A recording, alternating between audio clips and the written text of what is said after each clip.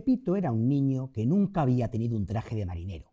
Tenía 5 años y era de lo más perezoso que se ha podido ver. Un día fue a su cuarto y llamó al duendecito. Este salió del cajón de la mesilla dando un salto desde ella hasta el suelo. «¿Qué quieres ahora?», le preguntó el duende. Pepito dijo que quería un traje de marinero azul marino y el cuello con una raya alrededor blanca. Enseguida el duende le trajo uno, pero luego se lo llevó porque no tenía las medidas. Y el duende llamó a Pepito diciéndole que le diera las medidas, pero como era tan perezoso, no quiso porque tenía pereza. El duende le trajo uno, se lo puso y le estaba muy corto, tan corto que se le veían la camisa y los calzoncillos. Le llamó otra vez y le dijo que uno más largo. El duende se lo trajo, se lo puso y le estaba larguísimo. Los pantalones le colgaban, la blusa le caía por las rodillas y las mangas por encima de las rodillas. Estaba feísimo. Le llamó al duende y le dijo que era muy tonto. Y el duende le dijo que viera lo que le había pasado por perezoso, y a los perezosos todas las cosas les salen igual. Entonces Pepito no volvió a ser perezoso. Fin del primer cuento. Y así se fragua una de las trayectorias más admirables, asombrosas y queribles de la literatura española del siglo XX y yo creo que casi de cualquier siglo. Pablo Vilaboy, Ana María Matute, esto es precocidad. Tanta que empezó a los 5 añitos. Esta edición de cuentos de infancia que estaban reunidos en la biblioteca de la Universidad de Boston, donde los depositó la propia autora, llegan a nosotros no solamente porque están ahí conservados, sino porque la madre de Ana María Matute los fue reuniendo y antes de que Ana María Matute se fuera de casa porque se casaba, la madre se los entregó y en esta selección que hizo la madre había cuentos, como digo, que escribió a los 5 años, a los 10, a los 12 y a los 14. Pero no solamente había esos cuentos manuscritos, sino ilustraciones hechos por aquella Ana María Matute de aquella infancia burguesa, pero que ya delimitó toda la senda literaria que iba a recorrer. Ahí en estos cuentos ya empieza a mostrar preocupación por ciertos temas, podríamos decir, sociales, como la pobreza, la desigualdad, la avaricia. La pereza, con la que le dice a Pepito que espabile. La pereza. Hay también huellas de Peter Pan, de la Alicia de Lewis Carroll, de los cuentos de los hermanos Grimm, que ella tanto admiraba. Y bueno, los que entienden de eso dicen que ya en su caligrafía se notaba una seguridad impropia de aquella niña. Es que algunos de los cuentos de 10 y 12 años tienen 30 y 40 páginas. Son cuentos larguísimos, ya, o sea, historias muy bien estructuradas. Sí, además es un privilegio que, como digo, le debemos a la madre de Ana María Matute, porque se sabe que muchos escritores han empezado escribiendo en su infancia cuentos, pero desgraciadamente se han perdido o a lo mejor se han encontrado en un desván perdido pues un cuento incompleto o una ilustración así muy deteriorada, pero tenemos el privilegio, gracias a esta madre que apoyaba y admiraba el talento literario de su hija. Ahí ha estado. Creía en ella y por eso lo guardó. Creía en ella, pues tenemos esto, bueno, y después que la propia Ana María Matute los consideraba de cierta importancia y los legara a la biblioteca de la Universidad de Boston para que estuvieran ahí bien conservados para la posteridad. Y leyendo estos cuentos de infancia te das cuenta por qué es tan creíble y tan maravillosa la voz de una niña en Paraíso Inhabitado cuando la autora tiene 80 y tantos años. Sí, parece que conservó esa voz mágica que infló su talento a tan corta edad. Pues qué maravilla poder leer a María Matute a cualquier edad y con cualquier edad. Y qué maravilla de edición. Preciosa, respetando esos cuentos, el tono, el modo de puntuar, como decimos, tan particular ya de esa niña osada que demostraba ser gran lectora. Pues un placer internarse siempre y con más razón en estos inicios de la Matute. Es sin duda, como dice Pablo Vilaboy, un placer, y puedes sentirte leyendo los cuentos de Ana María Matute en un jardín de las delicias, sin ninguna duda. Pues de un jardín de las delicias muy particular vamos a hablar, que es el que da título a esta divertidísima y a ratos tremenda, ahora explico exactamente por qué utilizo el adjetivo, novela publicada por Berenice, y que tenemos la fortuna además de contar con su autor para que él la defienda, aunque les digo, es de esas novelas que se defiende por sí sola. Ustedes entren y ya verán cómo no abandonan este jardín de las delicias. Fernando Méndez Germén, bienvenido a El Arpa de Bécquer. Muchas gracias, bien hallado. Gracias, Óscar, por invitarme. El jardín de las delicias, aunque habría que ponerle igual comillas o matices, porque lo que tú demuestras es que aceptamos delicia como animal de compañía, pero a veces la realidad no está para esos trotes, ¿verdad? La realidad, desde luego, no está para esos trotes. La realidad dista mucho de ser una delicia en nuestro día a día, pero es verdad que, bueno, como has dicho antes, es una novela que pretende ser divertida. Yo creo que a través del humor podemos sobrellevar mejor las no delicias que tenemos, ¿no? Los sinsabores que tenemos cada día. Haces desde el comienzo, Fernando, una gran apuesta, que es escribir una novela completa en tono satírico, y lo consigues con matrícula de honor. Nunca cedes al desaliento. Eso es de alabar y aplaudir, pero al tiempo, te digo, como lector me daba un poco de miedo, porque en este mundo de tan nula comprensión lectora, ¿tú crees que muchos van a comprender el juego, o la tercera página tirarán la novela lejos, o, con perdón, se cagarán en el autor y en el personaje protagonista? Por partes. En el personaje, sin duda, como bien has dicho tú, no le van a tener ninguna simpatía. Supongo que comentaremos después sobre el personaje. No es para tener mucha simpatía. Para el autor yo pido condescendencia por lo que me toca. Y bueno, esta apuesta que dices tú que hago de la sátira desde el primer momento, bueno, lo pide, ¿no? La verdad que es una novela construida a partir de un personaje. Digamos que la historia, la trama es un poco secundaria, y lo que más pesa en la novela es este personaje. Y como está escrita en primera persona, vemos el mundo a través de sus ojos, de una visión verdaderamente particular, no diré enferma, pero distorsionada, y que yo creo que todos vemos esa realidad con esos ojos de vez en cuando. Lo que pasa es que no nos gusta que nos lo digan. Ahí voy, porque yo en muchos momentos me reía, y al momento se me congelaba la sonrisa, no digamos la carcajada, porque pensaba, maldita la gracia que esto tiene, o no debería reírme de esto. Pero por un lado decía, pero es que si no te ríes de esto, peor, porque entonces te hundes, y por otro lado comprendía esa mirada que tiene el protagonista. Es decir, es que a veces hay cosas que o las miramos de este modo, con este sesgo, o mal vamos. Pues sí, así es. Bueno, el personaje, ya vamos adelantando, no es Claro, un egoísta, es un lo, aprovechado, es lo, un lo engreído, tiene todo, ¿eh? lo tiene todo. Y entonces, bueno, cuando te enfrentas como lector a una novela, muchas veces te cuesta empatizar con el protagonista, sentir cierta simpatía con él. Aquí se intenta, el protagonista es así, no es culpa mía. Es como es, no se le puede querer mucho. Pero aparte de la crítica, bueno, más o menos social que pueda haber en la novela, también hay una crítica a nosotros mismos, ¿no? Se busca también, bueno, que digamos, bueno, es que somos, yo también soy un poco egoísta, yo también me aprovecho de los demás, o yo también me creo más importante, y muchas veces no me entero de las cosas que me pasan por delante, porque estoy a lo mío solo.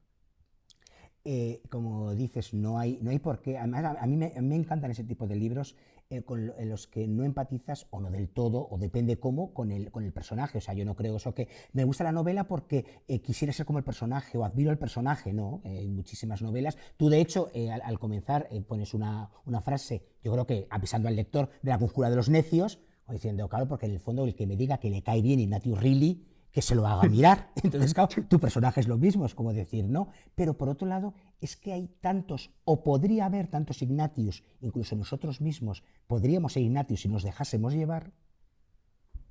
Efectivamente, yo creo que todos somos un poco Ignatius, ¿no? Pero en mayor o menor medida no es lo recomendable. Hay que, hay que intentar mejorar cada día, pero sí, todos tenemos un poco de Ignatius. Por eso quería escribirla en primera persona. Claro. Para mí era importante porque quería que el lector, bueno, lo vive siempre más en sus carnes, ¿no? Si está escrito en primera persona. Y entonces el punto de partida, creo entender, Fernando, o cuéntanos cuál fue, si no fue ese, pero ¿fue el propio personaje? O sea, ¿fue ese modo de analizar, ver, vivir la vida? Sí, la novela, o sea, la primera idea sobre la novela fue el personaje. Uh-huh. Y luego sobre el personaje construí una trama que de hecho no es una trama, bueno, es una novela, digamos, entre comillas, como de misterio, novela negra si quieres, pero donde la trama, bueno, que yo creo que es más o menos llevadera, no es lo importante. El peso no cae sobre el misterio que pueda No, haber, no, no. sino que el peso es todo el rato sobre el personaje y sobre su forma de entender la vida y entender a los demás, sobre todo, ¿no? Más que no solo la vida, sino sobre todo a los demás. Es que, pero claro, es que hay que entender que si consigues tener sometido en tu vida o que tu vida te la haga más fácil un Avelino, cuando ese Avelino desaparece, pues todo se descompone.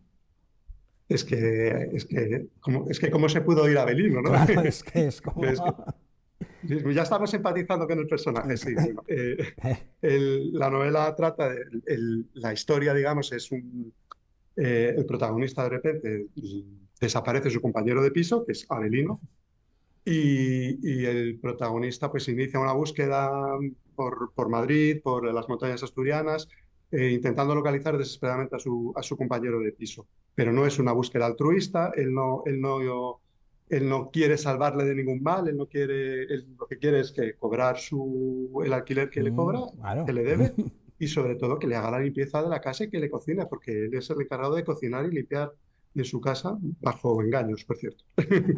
Ahí, fíjate, sin empatizar con el personaje, pero como dices, esos puntos que puedes tener de contacto, de nexo o de ligera comprensión, sí hay un momento en el que puedes comprender esa actitud, porque el personaje, y lo dice así, no busca escapar, o sea, busca escapar de los problemas, no resolverlos.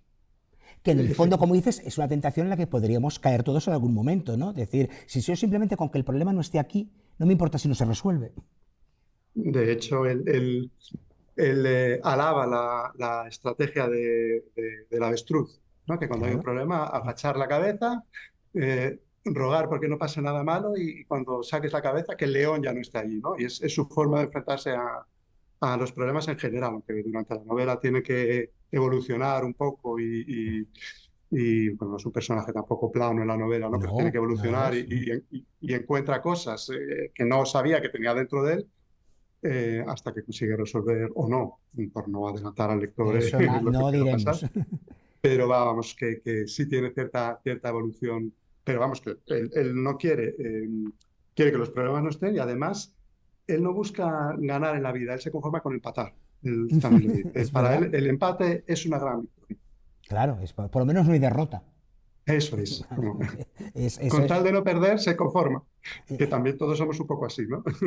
Lo que además el personaje, este narrador tan particular, te permite, Fernando, es mantener todo el rato, que para mí también es otro gran reto con el que cumples y que superas, que es el de la incorrección política. Porque como dices, el personaje lo tiene todo para mal. Entonces, claro, tiene cada opinión, tiene cada sensación, tiene cada modo de vivir y de no relacionarse con los demás, que es totalmente incorrecto políticamente, pero eso funciona porque es parte fundamental de la sátira. Así es. Estoy completamente de acuerdo contigo. Desde luego correcto políticamente. Ni lo es, Ni lo ni lo va a pretende. ser nunca. ¿Eh? También es verdad que ahora vivimos en una sociedad en la que hay un exceso, en mi opinión, de corrección política Totalmente. que si te sales del renglón un poco, parece que ya estás en el otro extremo y hemos perdido un poco también incluso el poder hacer un chiste de, pues iba a decir de calvos, pero que yo no soy. O sea, Mira lo que te habla. o sea, que no podemos ya reírnos casi ni de nosotros mismos, ¿no? Entonces, bueno, aquí no hay, desde luego no hay corrección política en la novela, que tampoco creo que nadie se vaya a escandalizar exageradamente porque Ahí va, eso lo mantienes de principio a fin, pero obviamente no ofendiendo, sino simplemente es un personaje que tiene ese modo de actuar o de criticar. es, efectivamente, como él se siente que está en un plano superior a los demás, que es mejor que los demás, pues a los demás los ve como unos seres inferiores, que están poco menos que a su servicio, o si no son invisibles, vamos, no tienen nada que aportarle a él. Y además yo creo que, mira, ese modo, esto, aunque lo tengo marcado como tal de un personaje episódico que me gusta mucho, que es Celestino Gallo, pero se me ocurre que esto que estás contando viene bien para lo que es Celestino Gallo, que es, hay una diferencia abismal entre tener mucho que decir o poco que callar, que no es lo mismo aunque lo parezca, ¿verdad? Sí, pues Celestino Gallo tenía, tenía mucho que decir o poco que callar, Claro, ¿no? claro. Eh, Es que es verdad que no es lo mismo, porque hay gente que tiene mucho que decir, pero digamos, sabe callar lo que no debe. Pero hay gente que sí, tiene poco que callar, poco filtro. Todo sale tiene poco para. que callar. No tiene filtro, efectivamente. Bueno, pues este personaje del que hablas tú no tiene filtro, tiene una gran conversación, pero también voy a decir en su favor que tiene esa sabiduría del mundo rural Cierto. que se trata también en la novela. Una de las cosas que se comentan en la novela es parece mentira, hoy en día todavía existe esta dicotomía entre los urbanistas y los rurales, donde el urbanita mira el mundo rural un poco por encima, y el mundo rural a veces con cierta desconfianza también al mundo urbano.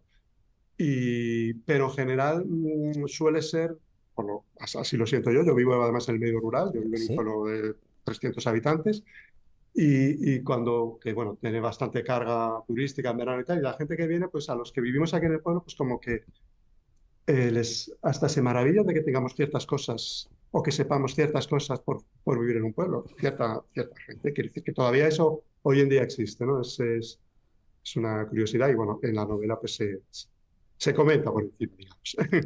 Hay una cosa con la que me he divertido muchísimo, tal vez, entre comillas, es un chiste privado porque habla de un autor al que yo venero como es Torrente Ballester, pero todos los capítulos se llaman como los días, a veces sigue siendo martes, un poco después de jueves, terminamos el domingo, y de repente un capítulo se llama Los gozos y las sombras. Y mira, ya de antemano, aparte de que ya has presentado el local que se llama así, entonces ya está hecho el chiste y me hizo gracia, pero desde luego fue como, "Oh, don Gonzalo, usted por aquí", y encima rompiendo el modo de titular los capítulos. Bueno, los gozos y las sombras, yo si fuera empresario de la noche y fuera a montar un local de alterne, como es el caso, desde luego, me gustaría que fueran los gozos y las sombras. Luego, lo que sucede allí dentro Ya es otra cosa. es otra cosa, pero bueno, la novela está llena de caricaturas, ¿no? Sí. Entonces, sin querer caer en el cliché, pero bueno, son todo caricaturas. Los gozos y las sombras es un club de alterne donde las trabajadoras de la noche están obligadas a leer, a estudiar, tienen que ser educadas en cierto sentido, y de ahí el juego con el nombre. Claro, efectivamente, porque ahí lo importante es la cultura. Además, Sí, sí. como dices, en un lugar en el que a priori uno consideraría que está desterrada o que simplemente no está invitada. Pues bueno, la cultura debería estar invitada en todas partes, ¿no? La Efectivamente. cultura debería estar en todas partes. Hoy yo soy muy crítico con los tiempos actuales en muchas cosas y una de las con las que soy muy crítico es con la pérdida de afición a la lectura general que hay. A pesar de que nos dicen los últimos estudios que ha aumentado un 3% de lectores, un 2%, cifras muy pequeñas, la realidad que yo veo cuando voy a un aeropuerto, cuando cojo el metro en Madrid y veo a la gente, es que yo hace 20 años todo el mundo iba leyendo un libro y hoy todo el mundo va mirando el móvil. Ujú. Y las pantallas nos han devorado, las pantallas han acabado vamos, nos han devorado, están devorando a mucha gente, les están sometiendo a una forma de culturizarse, de leer, que lees 4 líneas, que no eres capaz de enfrentarte no digo ya un libro, sino a 2 páginas. Ujú, ujú. Es terrible. Entonces, me gusta que en Los bozos y las sombras las mujeres que allí trabajan sepan quién es Bartleby, sepan quién es Glauca, sepan quién es Somerset Maugham. Me gusta que allí, por lo menos allí sí se lea, ¿no?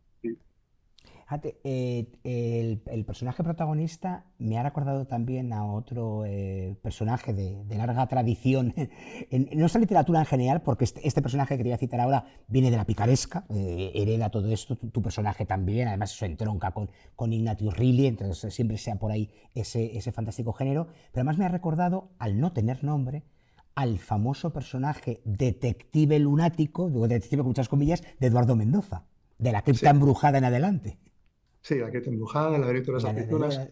Y- Sí, la verdad que a mí, bueno, me encanta John Kennedy Toole, me encanta Eduardo Mendoza, esas novelas eh, me han influido, lógicamente, en la escritura de Jardín de las Delicias y se parece en cierta medida a ese personaje, sobre todo en el lenguaje, ¿no? El Exacto. detective de Eduardo Mendoza tiene un hablar muy florido, bueno, o sea, delicioso, ¿eh? Es una maravilla leer solamente por cómo habla, ¿no? Y este personaje mío, que no tiene nombre, pues tiene, salvando las distancias con don Eduardo Mendoza, tiene también una forma de hablar muy florida, un poco así cervantina, si quieres, Ujú. sobre todo porque le gustan mucho los crucigramas, es un Mm, fanático de los crucigramas ¿eh? y su cultura en realidad viene de ahí. Claro, lo que pasa es que tiene un vocabulario muy amplio, claro, Un porque vocabulario amplio y una forma de expresarse, sí, que de hecho puede resultar incluso cargante, ampulosa. Yo cuando la estaba escribiendo era consciente de que ese estilo literario es difícil porque es frases largas, ujú. recargadas, adjetivos. Bueno, pero bueno, es que yo quería crear ese personaje, ¿no? Un personaje ampuloso, creído y con muchas ínfulas. Eso es Y tenía que tener esa voz. claro, es que eso es lo fantástico, que haces creíble al personaje, o sea, con todas sus aristas y con todas sus inconveniencias, pero el personaje es el que es y como es.